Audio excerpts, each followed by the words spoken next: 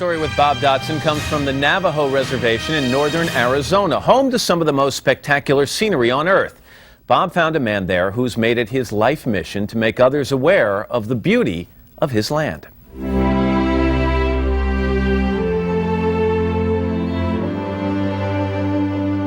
A paint pot tips and spills, casting its beauty on the earth below. LeRoy DeJolie waits for that light, for just the right moment, to show us his home. This is the center of the earth, and certainly the center of my heart. This is where my cultural values began.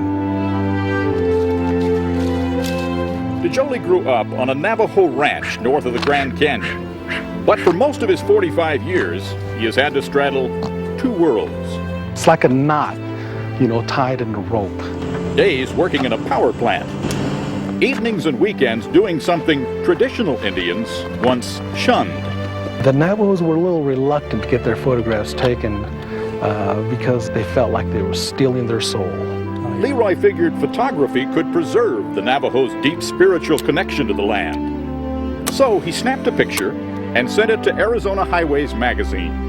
He made a masterpiece out of a fairly mundane and usual scene. Soon, scores more arrived. His photographs show us what needs to be appreciated, what needs to be preserved, and what needs to be looked after. Think of Navajo land as one big cathedral bounded by 4 sacred mountains, its landscape littered with lessons that could guide our lives. Where you and I see a beautiful mesa, DeJolie might see a sculpture left by God, put there to remind us to get along with one another. What a wonderful beauty. Plenty now see what he sees. He has just published a book, Navajo Land. Doesn't that look cool?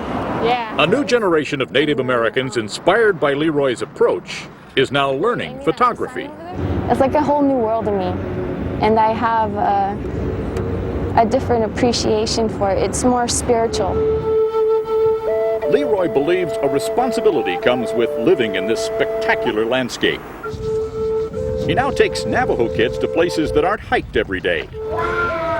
Jump, go. And teaches them photography for free. What do you think of that?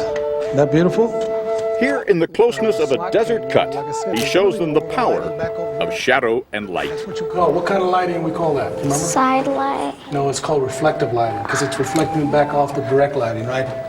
Brandon Willard, just 10, has already learned to look beyond the normal.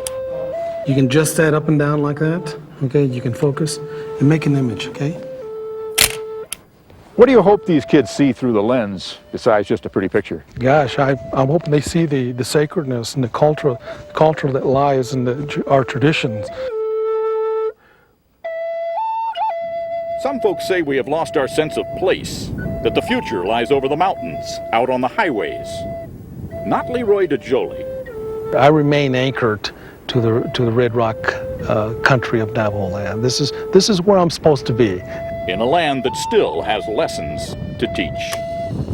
For today, Bob Dotson, NBC News, with an American story on the Navajo Reservation near Page, Arizona. And if you would like to learn more about LeRoy DeJolie's work, just log on to our website at today.msnbc.com. Up next, following in the footsteps of Connery, Moore, and Brosnan, we'll meet the new James Bond. But first,